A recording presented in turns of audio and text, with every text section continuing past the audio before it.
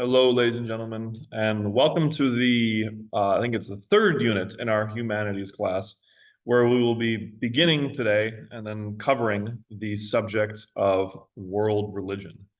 And I say subjects because we're going to cover quite a few different things, not just the general overview of, the five major religions that we would cover in a general kind of history class. We're actually going to be covering quite a bit more in this particular unit.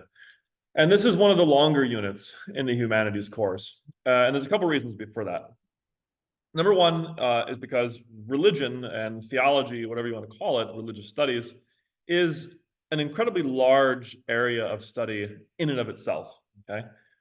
If you are tracking sort of the general topics within the humanities, or just all of the different disciplines that you could study in academia, I think there's a really strong argument to be made that theology or religion is, in some sense, one of, if not the biggest subjects you could study.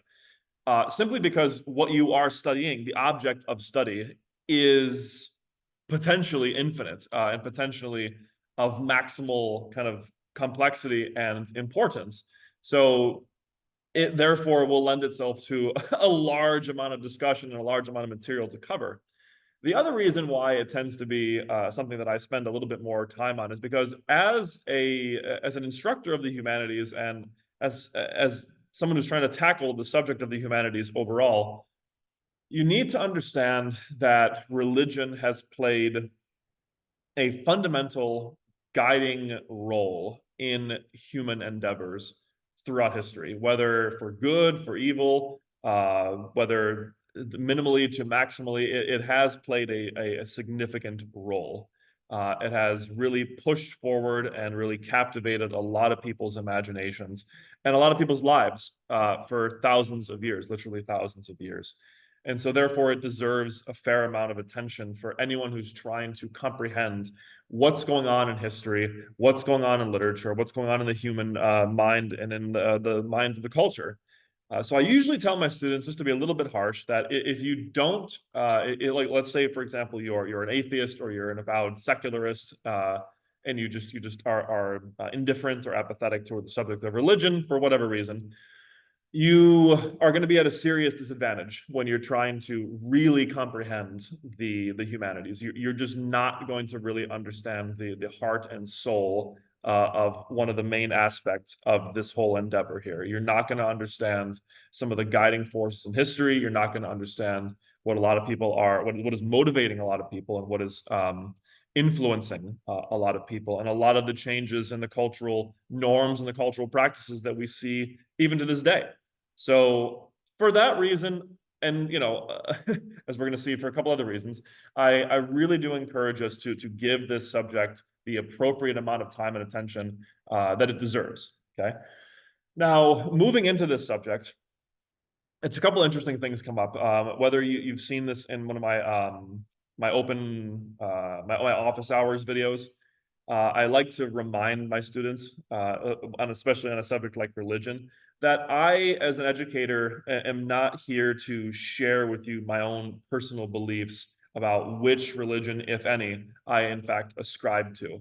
I always tell my students that you will never know my actual beliefs in terms of religion. You will not learn my political orientation. You will not learn my specific, kind of ethical positions on controversial stuff. The basic things that you'll see me teach are basic things that most people would agree on, or most people would kind of conclude. And if you're wondering about my own ethical beliefs when it comes to teaching, that's going to be in my office hours videos, my teaching philosophy videos. But when it comes to something like this, I'm not going to tell you if I believe in God or a certain type of divine deity at all. I'm not going to tell you any of those things.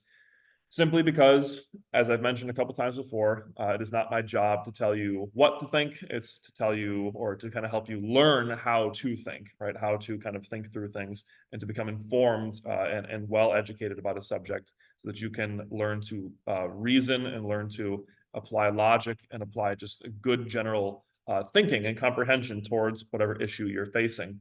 So because of that, what I'm going to do when we move into religion is I'm going to today show you just some general introductory topics an introductory kind of bits of information about religion as a whole, and then the 5 major world religions that you would cover in basically any humanities class. Then what we're going to do is move into a slow and kind of systematic study of each of the 3 major Abrahamic religions, so Judaism, Christianity, and Islam, respectively. We're going to look at all those, and we're going to try to essentially put ourselves into the mindset of belief for those particular faiths, those particular worldviews. Now, therefore, when I am teaching those particular faiths, it will sound or at least look a little bit convincing, like I actually believe those things. Some of my students will say, well, it sounds like you really believe in Judaism, or it sounds like you really believe in Christianity, or it sounds like you really believe in Islam. And my response to that is that no, not necessarily. I'm just trying to help you understand what these people believe. And it of course sounds when I'm teaching that this is something that I also believe, right? That's not my goal. Okay, that's not my my intention for you to walk away thinking, oh, okay, so he definitely believes that. No, that's not what we're doing here. Okay. So keep that in mind.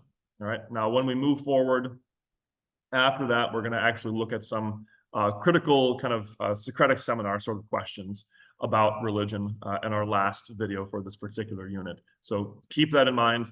If you are, walking through religion, you're thinking, I have questions about, the existence of God. I have questions about the validity of religion. I have questions about, whether or not it's a really good force in the world. I have questions about, why God allows suffering.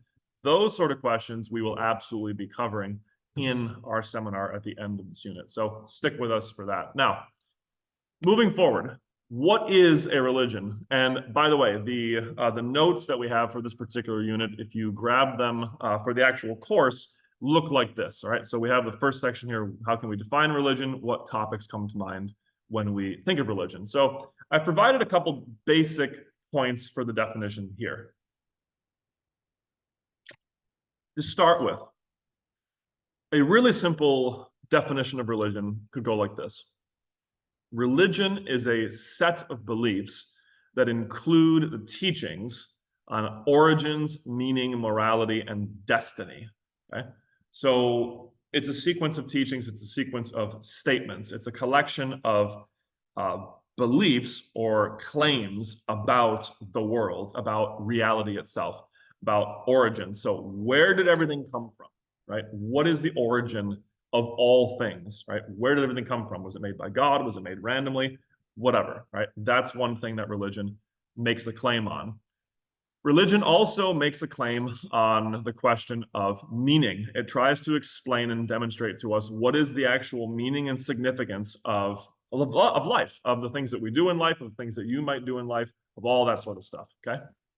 Now, it also, of course, probably most famously for a lot of people, it tries to tackle the question of morality. What is good, what is evil, what is right, and what is wrong for us to do? This is another major aspect of reality that that religions try to go after and try to address. And then, of course, what is our destiny? What is the ultimate kind of endpoint? Where are we headed? What is our purpose, essentially, in life and in this world? So as you can kind of see, religion really does try to tackle the biggest questions about reality. So it is in some sense very similar to philosophy, right? Philosophy and religion, traditionally, if you're looking at the traditional way that the academia was formatted all the way back, like, in Oxford days of the first millennia, we see this. We see that religion, theology at that time, was closely interwoven, like almost inseparable from philosophy, because they are essentially tackling the same topics. The only thing that's really different is that religion claims to, or usually claims to have, some level of understanding or some level of knowledge that philosophy might not be able to access at the end of the day. But again, we'll get there later. So that's one way you can define religion, okay? Now, most religions, however, usually lay claim or state that there is some sort of supernatural reality that they are describing. Now, what do we mean by supernatural? Well, look at the term supernatural. Super means like over natural or above the natural. So to be supernatural, right? If we talk about what is natural, first and foremost, it's like the natural world, the structured, kind of ordered material world we see in front of us, our 5 senses can perceive. all that sort of stuff. Animals, plants, dirt, rocks, that's the natural world. Supernatural, the supernatural world, is therefore a reality or a part of reality that is beyond just the material, that is an actual thing that exists that is not material. The cliche example of this, of course, is something like a god, right? Something like a divine being that is not found in the material world. So, for example, many Christians, many Jews, many Muslims struggle with, particular challenges from atheists and particular challenges from scientists who want to say, look, there's no evidence, there's no clear evidence of God in the material world. Well, they usually come back and say, well, we're not looking in the right place. You're not supposed to find clear-cut evidence of God, like definitive proof of God, solely in the material world. You need to look elsewhere. You need to find other ways to find God. Not just in the natural signs around the world, because he is a supernatural being. Why would we only see signs of him in the natural world? Now, you could also say that, and the other easier example of what a supernatural reality is would be like the soul, right? So we can clearly see that a natural thing exists called our body, called our being that is here. But there seems to be something that is beyond just the physicality that is us. There's our personality, there's our mind that's working somehow, and then there seems to be a potential reality that we could exist in without our body. There could be like a soul, in other words. Okay, that's an idea of what, or an example of what the supernatural reality would be. Now, at a sociological level, right? So I've been keeping it very abstract here. I've been keeping the definition of religion very kind of like by the book on paper. But when you actually look in history, when you actually look in the world, in society, what does religion actually look like? What is a religion? Well, that's the core of it, right? These claims and these beliefs. But then around those claims and those beliefs, there's usually groups, ceremonies, practices, sects, like different groups of people within those particular religions, and different denominations of those religions. So there are people practicing or giving homage to or giving praise to certain aspects of these beliefs. Okay, so we have the beliefs, we have, in other words, the claims about reality, and then we have a number of people trying to abide by, practice, and do something in the world that reflects those particular beliefs. Thus, we have what we call religions.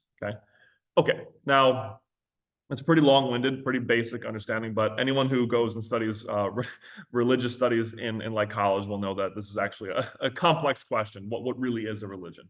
Okay, now to get a little bit abstract and a little bit philosophical, I want to start here with what we usually call the three basic beliefs systems. Now, if you go back into our notes, you can take a look at this right here. There are only fundamentally three worldviews. Now, what do I mean by worldview? I mean the view of the world, right? Your view of the world. What is it that you think the world is, essentially? And this is fun for students to explore because we usually don't start at this foundational of a level when talking about religion or when talking about philosophy. But it's worthwhile to do as you're going to see why, because it gives us a good kind of sequence of understanding here. So there's only three answers that you could come up with traditionally as to what is the world like. So I sit my class of students down, I ask them, what is the world made of, essentially? What is all of this? One simple answer you can give is that it is only material, that whatever we see, whatever we can observe, that's all that there is, right? I see a desk, I see water, I see me, I see rain, I see fruit, I see plants, I see you. It's all material. I can touch it, I can sense it, I can record it. That is what exists, okay? That is what we call materialism. And yes, that usually does lead into something like atheism, right? Most atheists, that is, that people who don't believe that God exists, are materialists. Will say, no, there is no supernatural reality, okay? So as the definition says here, they denied the existence of God and the supernatural, only the material exists. And to symbolize that, I gave this description or this demonstration of what they would respond to if you ask them a question like, hey, what is the soul? What is the mind? They would say, oh, look at a brain scan and we can kind of track the neurons. We can track the sequences of the electromagnetic pulses inside of our minds. That is essentially what gives us the illusion of having a soul, okay? Now, the other kind of simple answer is that no, it's not just material that exists. It's both material and immaterial. Okay. Now, in religious terms, we could call that something like theism or theism, right? Which is the belief that, yes, both the supernatural, both God and the material exist. Okay. So not one or the other, but both, right? There is both a material world, a material being to us, but there's also a very clear supernatural or spiritual reality as well. Okay. That's theism, right? Now, the actual technical term there isn't theism. If you want to be a little more advanced philosophically, that's called dualism, right? That there is a dual nature to reality. There's both material and immaterial. But in terms of religious kind of speaking, I usually tell my students it's something like theism or polytheism. It's the belief that there are gods and the material world. There's supernatural and natural realities existing together. Okay, and yes, to symbolize that, I showed a kind of a cute little depiction of a material person and their soul leaving their body and going up to this more spiritual realm as well. Okay, typical idea. So there's me, there's my body, and then there's my soul that's there as well. Then another one, which is a little bit different for us, particularly us in the West, is a belief like pantheism, or as the philosophers would call it, idealism, right? This idea that there is actually no real material reality, that is simply an illusion, that the only thing that exists is the supernatural, are ideas, right? As a spiritual reality. This is all spiritual, right? This is not really here. This is all essentially an idea or a manifestation of the supernatural reality or God, okay? So therefore, as most pantheists will say, um, we are all part of God. All things are a part of God. So everything is God. Only God, therefore, exists. And by God, they could mean literally like a singular being called God, or they could mean a kind of more interconnected, interpersonal kind of force or existence that, as we're going to see, they would call Brahma, exists. Only that exists. So, in simple terms, ladies and gents, in religious terms, it sounds like this: either it's atheism, or it's theism, or it's pantheism, right? Either God does not exist, either God does exist and is kind of exists alongside the material world, or only God exists without the material world. Okay, those are the options. Philosophically, what that really, which is a little more complex and a little bit more refined and specific, that would sound like this: that there's only materialism, right, or monism, right, the idea that there's only one mode of being, and that is, of course, the material. Or there is a dual reality, there's dualism, or there is an idealism reality where it's only ideas, it's only non-material things that exist. Okay, so of course I ask my students, which do you believe? Which one do you see yourself backing? Which one do you see yourself kind of acting out? Which one do you really believe? Now, we come to the topic of God, just kind of as a tangent, because as you see, I've kind of thrown out the term God quite a few times now. I've thrown out ideas like pantheism, monotheism, theism, and pantheism. What do these mean? Okay, what are we referring to? And what I like to kind of do, just as a quick kind of joke to my students, is, as you can see it over here on the notes, is define God for me and give 2 examples, please. Now, why is that meant to be a joke? It is because, as you will see when you really study theology or any good religious kind of subject at all, is that you can't give 2 examples of God. That's the point: is that God is only one thing, right? There's only one thing that could qualify as God, and that's God. There's no other examples. Okay, so some features of God that are pretty common amongst all religions. Number one is that God is a spirit, right? So God is something that is immaterial. He's a mind. It is a mind. She is a mind. We're going to get there in a minute with the whole gender question. But yeah, usually we refer to God as something that's immaterial or like a mind. Okay. Most religions, the vast majority of religions, will not maintain that God has or is a physical being, right? God is an immaterial being. He can take physical form. He can enact his will or enact power on the material world. He can use matter, of course, but he himself is not actually material. Again, with maybe the exception of Christianity, but we'll get there when we get there. He is eternal, which means that he always existed, right? He is the one constant in reality, that God always has existed. God is uncreated, right? As Aristotle said, he is the unmoved mover of the universe. He set all things in motion. He is the one kind of point from which all things proceed in reality. So when discussing, as we will in a few classes, where does the chain of cause and effect for all of reality sort of end? We know that the Big Bang caused the universe to be created, which then formated the different galaxies, which then formated different planets and formated the Earth, and blah blah blah blah. It's like we know that that's kind of the sequence of cause and effect. Well, what's the original cause? What's the first cause? And that, of course, is what Aristotle says. Well, that must be God. There must be one singular being that has always existed, that set the world into motion. Okay, now this question of gender is interesting. Why do we keep referring to God as a he? Well, that's sort of two different reasons. One reason is just for the more practical reason, is that the majority of world religions refer to God, the majority of dominant world religions, I should say, refer to God in the masculine. Now, there's two reasons for that. Really just one reason, actually. And that's simply because when we look at the gendering of terms in the ancient world, and you might remember this from our symbolism class in universal materials, we gender things based on their action, based on their role in the active world. So, for example, God, especially in the Old Testament, is a very, very active being, right? As we're going to see, his name is I am that I am, which essentially means I am the God who is acting, who is active. And so, as a result of that, we have a noun, we have a thing which is dominantly active, which is mostly active. Active verbs traditionally get associated with masculinity because we associate activity, we associate the thrusting movement with the masculine. And by thrusting, I mean like the kind of the first cause, right? The things that really initiate things.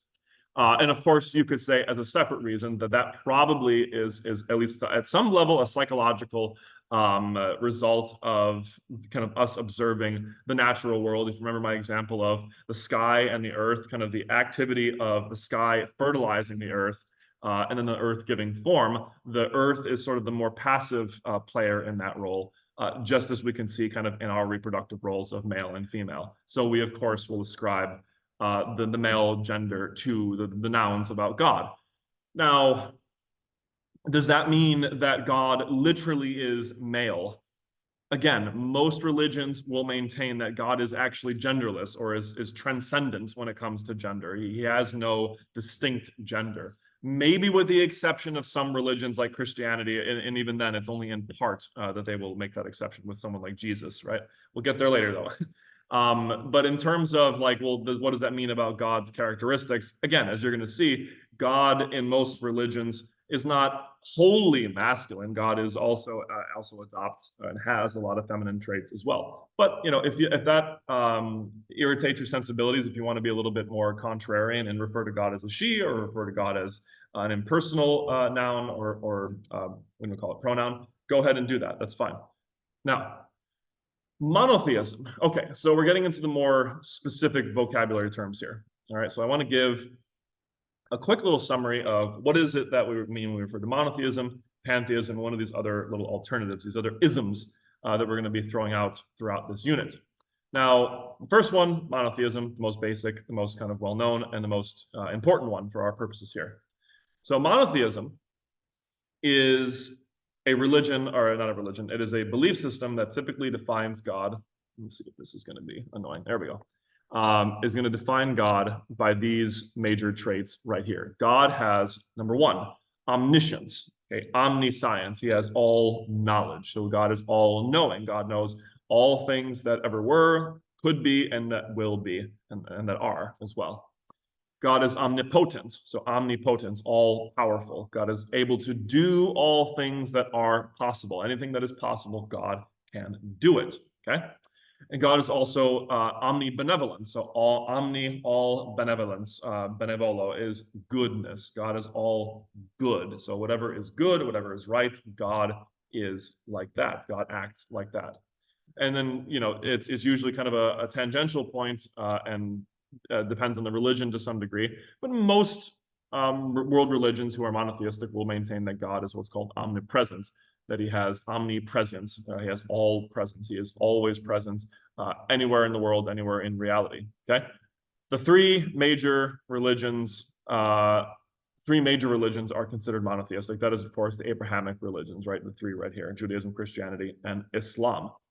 Now, for pantheism, a little bit of a weird one for us.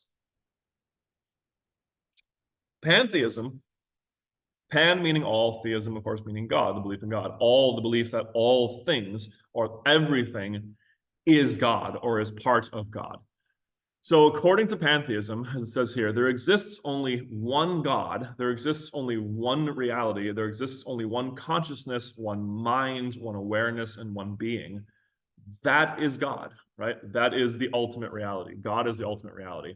All people, creatures, and things are therefore part of that one whole, that one being called God, with an illusion, as it says here, of a unique self. We really don't have we fundamentally do not have a personal identity. There is no me. There is no Mr. G. There is no you sitting in the front of the classroom. There is no, my mom, my dad. There is no my friend, my enemy. That those people don't truly, in their deepest nature, exist, because we are all fundamentally part of the same whole, which is God, which is the divine. Okay. Humans are, according to this particular belief system, struggling to fully unite with that reality. You can kind of see the struggle there, is that we need to kind of overcome our barriers, our kind of illusions of being a singular self. We need to kind of finally fuse ourselves, kind of melt ourselves down into this ultimate reality. Okay. Now, this is more common, of course, this is most common of Hinduism, right? Hinduism is the oldest, and I wouldn't say the most dominant, but it's certainly the most kind of old and influential religion in the eastern part of the world, in Eastern history. And it is a pantheistic religion, generally. As we're going to see, Hinduism is a little bit tough to tackle, but we'll get there very soon. Other options. What other options do we got here? There's a couple more definitions we could put down here. Now, let me make sure that these line up correctly, because I know there are more. Right. Okay. So deism. Let's look at these first. So the other options to simply being a theist or simply being a pantheist. Deism is the belief in a deity, a singular deity, except this deity is not necessarily all good or all present. So it's like theism, but we remove the omnipresence and omnibenevolence, or at least tweak them in some regard. We dial down the all part of that, so that God might be benevolent, just might not be all benevolent. It might be present at times, but just not always present. This is particularly popular once we get into certain periods in the Enlightenment period of the world. We have a lot of people in the Enlightenment trying to kind of move away from the strict realities that religion puts forth, where God is immediately active, immediately present in the world. And they try to be like, no, there probably is a creator, there probably is a designer of the universe, but that being is probably not as involved in reality as we might expect. That is deism, okay? So the kind of absentee landlord God. The other option here, and I've mentioned this already, is polytheism, right? Most ninth graders know this from the history class. The idea of polytheism, contrast to monotheism, is polytheism, poly belief in God, multi-gods, the belief that multiple gods exist, okay? So most, for example, ancient Greeks, ancient Romans, and a lot of different, pagan groups in the ancient world were polytheists, would believe that there are multiple gods, as we're going to see in a minute. Technically, there are parts of Hinduism that would be polytheistic. There was traditions within Hinduism that were actually believed that there were multiple gods, like millions of gods, okay? So if you believe in many gods, you're a polytheist. Okay, now, let's see the more common ones that we see, the more common alternatives. Number one is, of course, atheism, okay? Atheism, the belief that there is no God, okay? That God does not exist.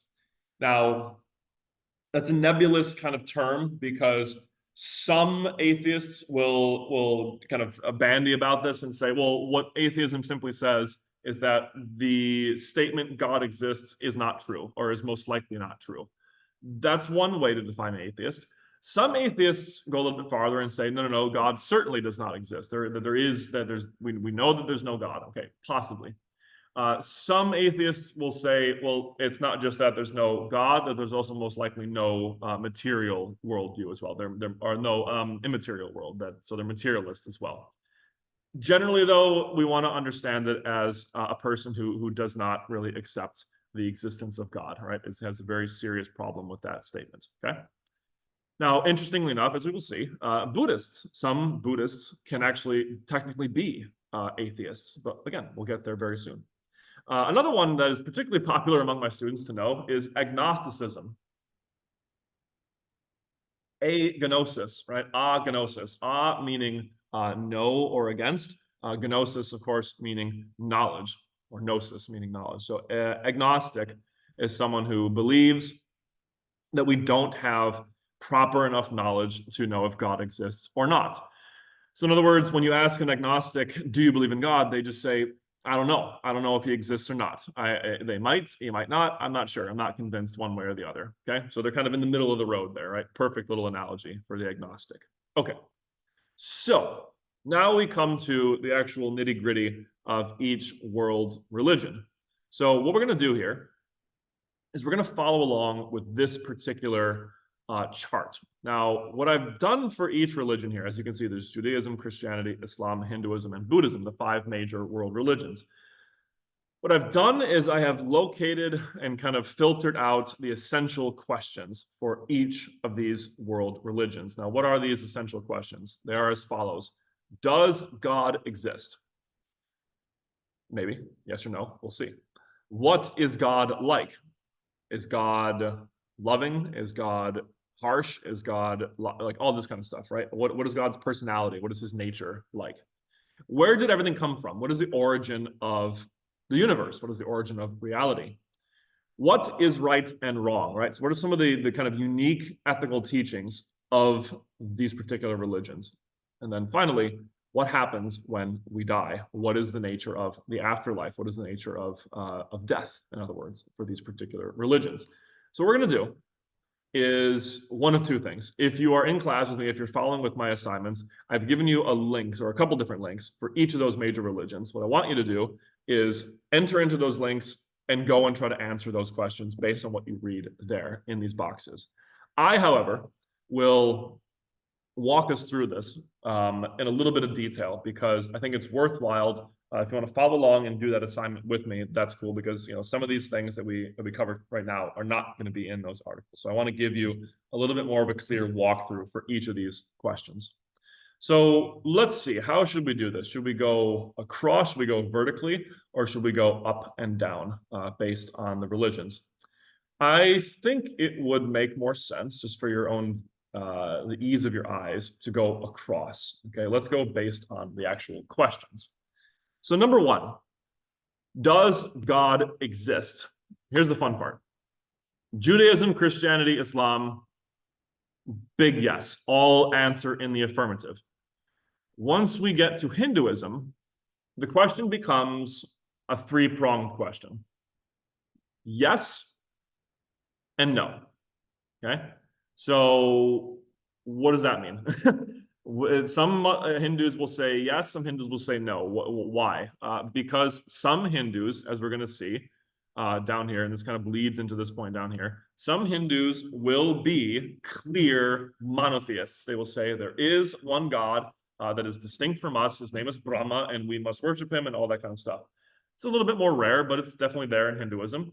There are some Hindus that are traditionally pantheists that say, yes, God does exist, and we are all part of God. We all must come back into union with God that way. That's typical pantheism, right? Now, there are also some Hindus that are, think of really old school Hindus about 4,000 years ago, that are polytheists, that think there are multiple gods. There's Brahma, Vishnu, Shiva. There's all these different, millions of different gods in their pantheon. Those also are an option that we need to consider. Okay, so does God exist? Yes and no. Is for this first one. Buddhism, interesting one here. Does God exist? Most Buddhists will say one of two things. Yeah, maybe in the same way that pantheism would say God exists. So a lot of Buddhists are pantheists. And then, but a lot of Buddhists, especially the ones that I have studied and I have learned from, will say it does not matter. We are not interested in that question. Okay, so interesting. We're not interested in the existence of God as such. Okay, so it doesn't matter is a good answer for that one. Okay, all right.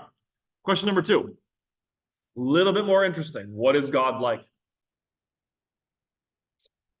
Well, let's start with Judaism. And is this going to be, by the way, a comprehensive description of what Yahweh is like in Judaism? Of course not, okay, because that's what the next class is for. But we're not going to be able to cover that whole thing because that's an incredibly large subject. But let's try to give some basic points. So, in the Old Testament, what is God like? Well, number one, God is a creator, right? We want to really emphasize that. God is the creator of the world. He is the sole creator of human beings and all that exists in this world. Okay. He also is a being in Judaism, as we see, that is trying to actively have a relationship, actively guide humans in history towards what we would call righteousness. So the main characteristic of God in Judaism is that he is righteous, that he is just, that he is good. Okay. We focus particularly on the symbol of light, right? God is like the light of the world. Okay. He's the Lord, is another phrase we would typically use. The Lord, right? He is the one who is in charge of all of existence, all of creation. Curiously, we also have in Judaism, in the Old Testament, a lot of association with God manifesting himself as or being identified, at least symbolically, with the four major states of matter or elements, right? We have God associated with the wind, taking the form of a whirlwind or speaking from a whirlwind at times. We, of course, have God speaking out of fire or associating himself with fire. We also have God associating himself with water and kind of the cleansing water, being the oasis for the people of Israel. We have God associating himself, of course, with being with the earth, with being rocks, and kind of helping us form ourselves out of the clay. So God is a very, again, very worldly involved being, but also a transcendent being at the same time. Now, he is also a God that desires to lead the nations of the world or lead the people of the world towards a path of better living, of righteousness, of more goodness. Okay. Now, as we move into Christianity, the fun thing about this is that we could take everything that Judaism just said and kind of draw a little arrow over to Christianity. So Christianity affirms all of that. They say, yes, yes, yes, yes, we like all of this completely. The only difference now in Christianity is that they sort of add on certain aspects to that description of God, and then they highlight other ones. They really emphasize other ones. So the major characteristic of God in Christianity is, number one, that he is in his fundamental nature loving, right? This notion that God is love, as we're going to see. God is love itself, right? Anything that is good and loving, that is by its nature of God, right? That is what God is like. Now, the more unique kind of theological difference between Judaism and Christianity is that while Judaism is monotheistic, as well as Christianity is also monotheistic, they affirm monotheism, but Christianity adds a new dimension to that and says that, yes, God is one being in his fundamental nature, but he is also a trinity of persons, right? There are three persons within God's singular being, right? There's like three minds sort of floating around inside of him. And that is, of course, we get the concept of the Holy Trinity, which, of course, leads us into the fundamental claim of Christianity, which is that God was a person in history, or took form of a person in history known as Jesus of Nazareth, Jesus Christ. So Jesus Christ is God. Jesus Christ is the second person of the Trinity. That is the central claim of Christianity. So that's one. Now, another thing that Christianity really likes to highlight is that God is sort of characterized as this loving father. So he is loving and he is fatherly and he is forgiving. He is someone who is just pouring out love and anything that he can do to bring human beings, to bring us back into communion with him, back into rightness with him. That's how Christianity will fundamentally describe God's character. Now, Islam is a little bit different. Islam does not place the same emphasis on God as Christianity. God, he also is a little bit Allah, that is a little bit different than how we see God portrayed in the Old Testament, except where we see God portrayed as this transcendent and divine and lordly figure. That sort of imagery and that sort of description is transposed into Islam and is picked up by Islam and is really, really highlighted. They really emphasize that quite a bit. So the question of what is God like in Islam, what I usually describe to my students is that he is like a king on the highest throne, right? He is the most transcendental reality. You never can truly get fully close to God's level in Islam, right? He is usually described as being, therefore, like a king, right? Like a ruling power, usually described as both trying to be just and merciful, right? Just and merciful are the kind of the typical adjectives of Allah in the Quran, okay? So then we move over to the East in Hinduism, right? So usually we got to break this one box into three different boxes, right? So I should probably do that in my editing at some points, right? What are the three different characteristics of God in Hinduism? So first and foremost, if you want to be monotheistic about it, you simply say that God is Brahma, right? God is this being that we call Brahma. Now, to which we usually ascribe the traditional monotheistic characteristics of being loving, of being a divine Lord, all this kind of stuff. When you get into the description of God as being a pantheistic being in Hinduism, it's the typical pantheistic stuff as well, as a singular reality that is in line, or that behaves in line, or that wishes us to kind of come into sync with it by practicing the proper modes of being when it comes to morality and goodness and rightness and enlightenment. That's the basic idea of a pantheistic God. Now, when you discuss God as as polytheism in Hinduism, this gets a little more complicated because we have, like I said, a huge number of gods in Hinduism, but the major three are Brahma, Vishnu, Shiva, which, if I remember correctly, all take on a number of different roles, from both being a creator, a nurturer, or a sustainer, and also the destroyer, right? So we have kind of the dueling natures, or kind of the cyclical natures of the world reflected in those gods in particular. Okay, so that's Hinduism. Buddhism. Now, again, the question of does God exist in Buddhism, they usually say it doesn't matter, so don't talk about it. But if they do say God does exist, some Buddhists will say that it was Buddha, right? So Buddha was like a god or became God. Some will say that they ascribe the belief to Brahma, right? So they still believe in something like Brahma, or they believe in something like pantheism. So we would simply transpose those points over here. The only difference between Buddhism and Hinduism in that definitive sense is that Buddhists will not believe in what is called the Vedic texts. So the Vedic texts are essentially the holy texts of Hinduism, where we get stories of the major figures in the Hindu religion. Buddhists do not follow this. They do not ascribe to that. So they can take some of the points that they like out of the Vedic texts. They can kind of take the things that they do want to believe about God, if they believe he exists, but they don't need to follow the strict laws or the strict definitions and the strict kind of characteristics of God as seen in the Vedic texts. Okay, so that's God generally. Now, a little bit more kind of fundamental philosophical scientific stuff. Where did everything come from? Well, a couple different things here. Judaism, Christianity, Islam essentially all put forward the theory that the world is not eternal, that the universe and all of reality began to exist at a certain point, that God created the world, God created everything. Okay. Now, depending on the tradition you're looking at, that can be worded differently. Some Jews, for example, say God, in a very kind of pagan sense, formed the world out of the tohu vabohu, as they call it, the kind of formless chaos. Christianity has a tradition that basically says God created the world ex nihilo, right? Just spoke it into being, right, from his ability to kind of create nothing, create everything from nothing. typical idea in a very monotheistic religion like that. Islam will usually kind of adopt the same tradition as these two as well. Okay, so where did everything come from? Everything is created and comes from God. Now, the Hindu idea is distinctly different from this.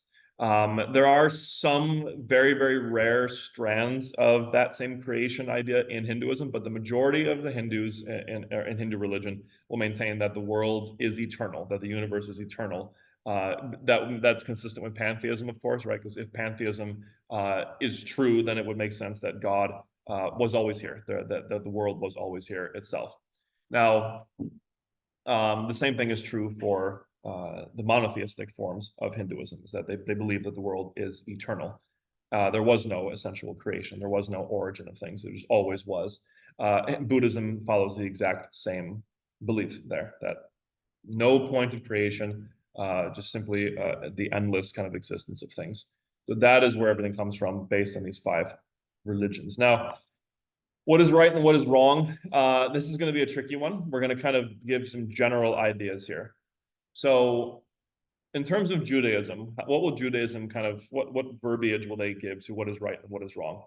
Basically, what they will say is that you need to walk with justice and walk with righteousness before the Lord. You need to live righteously and upright before the Lord, which usually takes the form for Jews of many different forms of following the Mosaic law, following the Ten Commandments, following God's commandments, and following God's examples in the Old Testament, in the Torah. Okay, that's usually what right and wrong looks like here. Now, Christianity essentially, again, adopts most of that, particularly the Ten Commandments, but they adapt it a little bit. They try to, as famously as we're going to see, Jesus sort of does, is what he does to all those laws, he kind of distills them down into their most essential points. So Christianity fundamentally will say the most important commandments, as it was also stated in the Torah, is to love God. You must love God above all things and with all of your heart, strength, soul, and mind. And the only way to do that, or one of the major ways to do that, of course, is the second commandment, which is to love your neighbor as yourself, right? That is the fundamental, ultimate commandments in Christianity. Love God, love your neighbor. They're kind of like a two-pronged commandment. Now, what is wrong in Christianity and in Judaism? What are the worst sins? Well, in Judaism, it's sort of unclear at some level. There's no like named sin that is seen to be the worst. It's usually more of a sequence of behaviors. So if you continuously break the commandments, if you continuously break the Mosaic law, and you allow yourself to become unclean and just fall down this path of unrighteousness, that's usually what wickedness looks like therein. In Christianity, it's a little bit tricky because Christianity begins, we're going to see, with the claim that all human beings are fundamentally sinful and fundamentally have this kind of bent and distorted nature, that they can't fully be upright and just and righteous. And so that's kind of where the whole compassion, forgiveness, and mercy thing comes in Christianity, where they will forgive most of our wrongdoings. But Jesus and Christianity very clearly teaches that there is one sin that is unforgivable. And you can kind of see the easy logic in that. If the most important commandment, the ultimate commandment in Christianity, is to love God, well, then the worst commandment, of course, must be to hate God, to despise God, to see God as something that is evil, to act in complete contrast to God's nature. And that's what I believe, I forget what gospel it is, but that's what Jesus refers to as the blasphemy against the Holy Spirit. When you blaspheme against God, when you denounce God, basically, when you reject God's forgiveness, that is, in fact, the worst sin. It's always a little bit of a surprise because, I teach, and we all teach here in the West, in a fundamentally kind of Christian or post-Christian culture. And a lot of my students, when I kind of poke them and tease them about this one, like, I ask, what is the worst sin in Christianity? They usually jump on something like, oh, adultery or murder, all this kind of stuff. We're taught this somewhere, somehow. It's like, no, those are bad, obviously, but there's very clear precedence of those things being forgiven and kind of moved past in the Christian religion, in the Bible, and the Gospels. But the one thing that is considered the worst is this idea of hating God, of maybe thinking you are greater than God or you are more important than God, this prideful hatred of the being. That's what's worst in Christianity. Now, Islam, again, kind of uses a little bit of a different verbiage about this, but similar logic. God, the fundamental thing you need to do in Islam is worship Allah, is give proper praise and adoration and worship to Allah, and to follow the commandments and the examples set forth in the Quran and by the Prophet Muhammad. That is the fundamental kind of push of Islam in terms of ethics. Follow the 5 pillars, of course. That's an important point as well. Now, in terms of sins or wrongdoing in Islam, there's a couple different things. As you can see, again, use that kind of logic we saw in Christianity. Well, if the greatest commandment is to give worship and praise to Allah, then the worst thing to do would be to not give praise to him, or to give praise to Allah, that praise that is due to Allah, to something else that is not him, right? That is what is usually called, I believe it's shirk in Christianity and in Islam. So when you give the honor due to Allah to something that is not Allah, okay, shirk. Now, additionally, you could say something like apostasy, or something like the rejection of Allah and of Muhammad and of the Quran are also seen, therefore, as a major sin, a major kind of wrong action in this particular religion. Now, Hinduism and Buddhism have a very rich kind of tradition here with this whole question of ethics. Hinduism follows a kind of broad, what would you call it? A broad sort of array of different maps that you could follow for right action. And those are usually defined as the different yogas that you could follow, that you are trying to follow a teaching of a particular form of yoga, and then the ethical kind of style that those put forward. That sometimes can be, in a very devoted, very kind of religious, devout, and pious sort of way of living, or it can be in a very structured and very kind of almost overflowingly compassionate and charitable way of living, like bhakti yoga. This, of course, these are just 2 examples. I think there's like 3 or 4 other major ones in Hinduism. The main goal here, the main kind of thrust of ethics in Hinduism, is the denial of the self, right? Is the search for enlightenment as we move further and further away from denying, or further and further towards denying our own personal identity, our own personal kind of self-attachments and obsessions. Moving further and further what is called moksha, right? Breaking the cycle of karma, as we're going to talk about in the afterlife. We're trying to break that. And by doing, you only can do that by practicing, the yoga properly and becoming more and more developed towards that path of enlightenment, which you do towards releasing your ego, letting go of your ego more and more and more. Same logic that we saw earlier. Therefore, wrong action would look like someone who is clinging on to their ego, who is behaving more and more egotistically and not allowing themselves to be broken by those kind of self-imposed chains. Okay. Most of that will be shifted over to Buddhism as well. Buddhism sort of seconds that, except they usually will ascribe the Eightfold Path, right? That is the form that takes in Buddhism. Buddha, of course, puts down the Eightfold Path towards enlightenment, towards the release of suffering, of dukkha.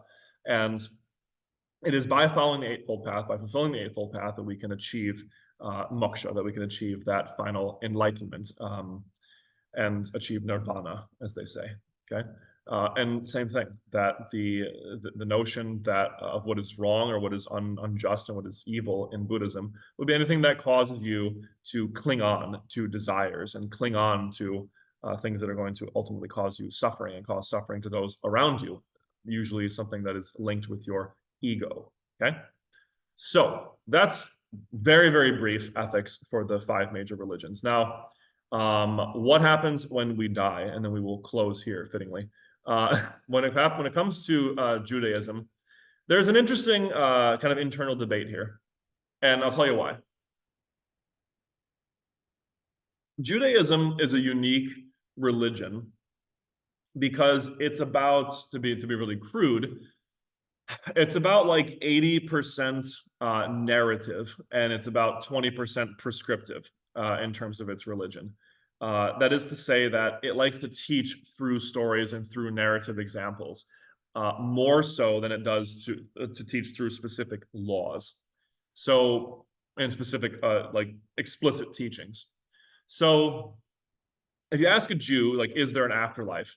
The general answer is going to be yes. There's going to be something that's kind of like what's called an intermediate state between us dying now and the end of history, the end of time. That's usually defined as a couple different things. Us going into what they call Abraham's bosom, right? This kind of disembodied spiritual state of being where we go to be with people in the afterlife. It could be something like what they call Sheol, right? Kind of this kind of shadowy existence, similar to the Greek underworld. They don't usually put forward the notion of hell like Gehenna. This is less emphasized, very much less emphasized in Judaism than it is in Christianity, but there are some strands of it there.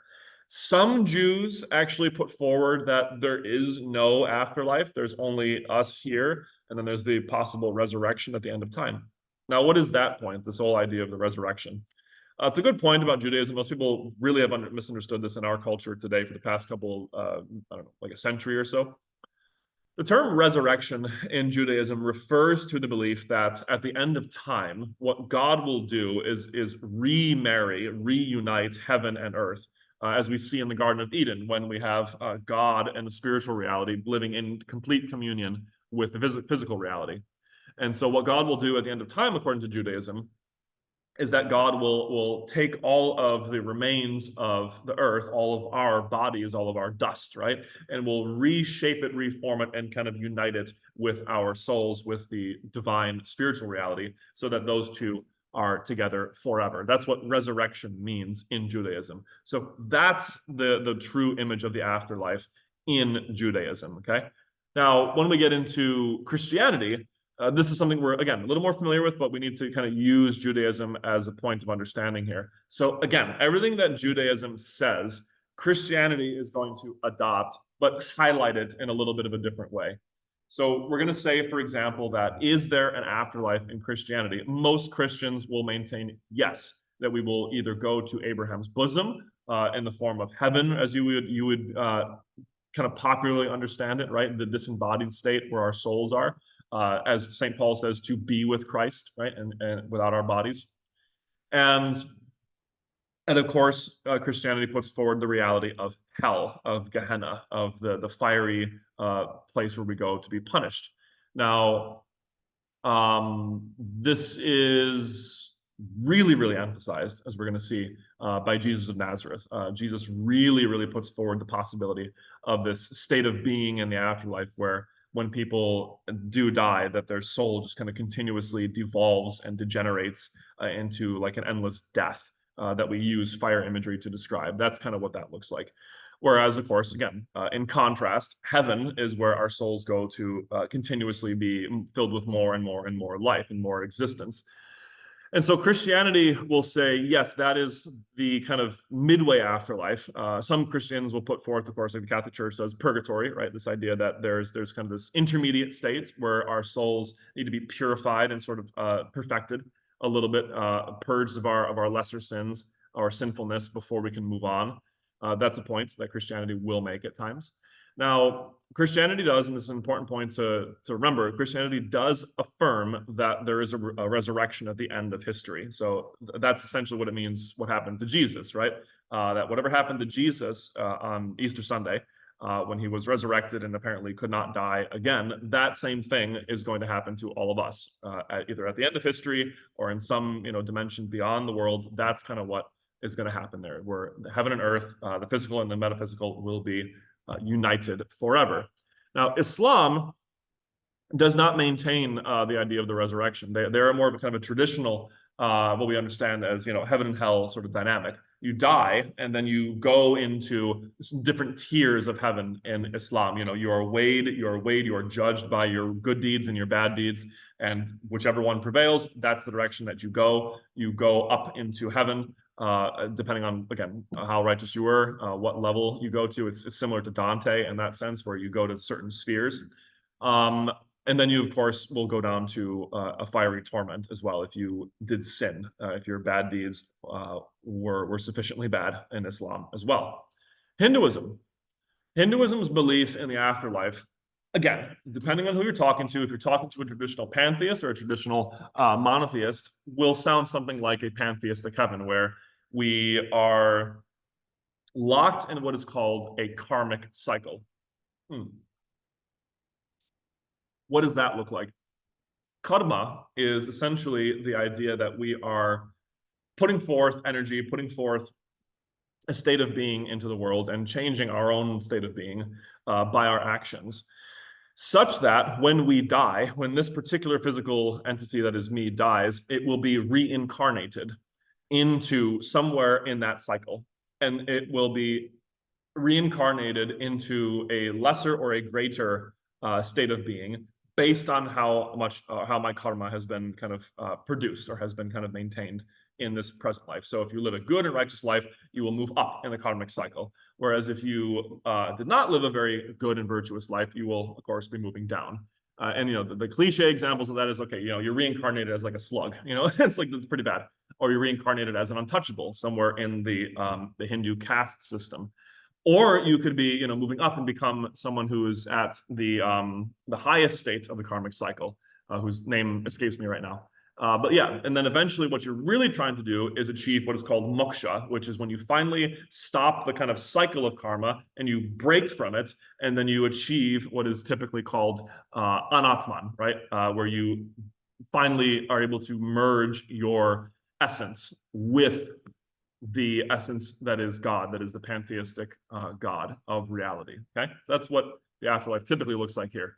Buddhism is similar, except it does not maintain the caste system, right? It gets rid of the caste system and says, no, we don't really follow that. We don't believe in that. We don't know who's where in their karmic cycle. But it does traditionally adopt something like a karmic cycle, where we're all kind of being reincarnated and we're trying to break free of that cycle and achieve anatman. And we're trying to finally or achieve moksha, where we are released from that cycle and united with the ultimate divine reality.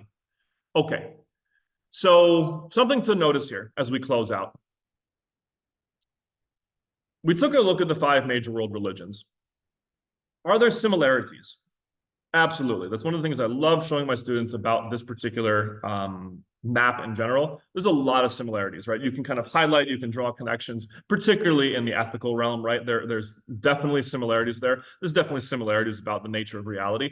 It's one of the things I always like to point out to especially my religious students, is to point out that, remember, even if you are a Christian speaking to a Jew or speaking to a Muslim, you have a lot more in common in terms of your worldview with that person than you would, for example, say like an atheist, right? So people always, I look for tensions within these particular worldviews and these ideas, but it's good to notice that you do have these really fundamental similarities and these fundamental connections. Like, everyone believes in some sort of divine reality. Everyone's ethical direction seems to have some level of connectivity and unique, and what do you want to call it? Not uniqueness, but similar direction or similar aim to it. Now, at the same point, I think it's important for us, just as being critical students, to notice is that, no, there are also very serious differences. There are very noteworthy differences between not just the religions, but just the major worldviews. I mean, Christianity makes claims that Islam will 100% not agree with, that they will really dislike. Judaism makes claims that Hinduism will absolutely not agree with and will find very difficult to understand and to accept. So there are these true differences, even within the descriptions of what God is like. So even while we are generally sort of agreeing on some of the basic points about God's existence, the description of what that being is like can sound very, very different and can be very different in its emphasis, okay? So both points are very interesting and very important to note. And that, ladies and gents, concludes our relatively brief overview of the major world religions. Now, like I said, next class we're going to do in the next video is look at, in a little bit more detail, Judaism. So we're going to talk about Judaism. We're going to read about, I think, 3 distinct passages from the Jewish sacred texts and sort of analyze them and see what we can get out of them in terms of what the Jewish religion is all about. And I hope to see you then. Thank you very much.